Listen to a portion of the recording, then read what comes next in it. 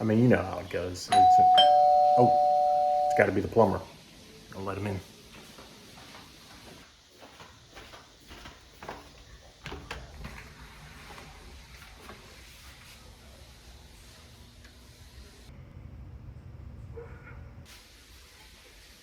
You called for a plumber?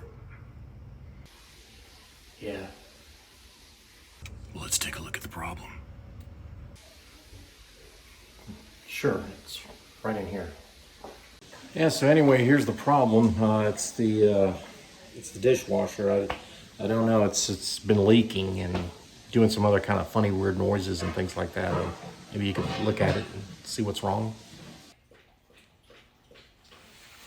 Whoa, whoa, whoa, whoa! Jeez! Problem solved. Yeah, the problem's solved. You blew the whole thing up. Now it's leaking everywhere.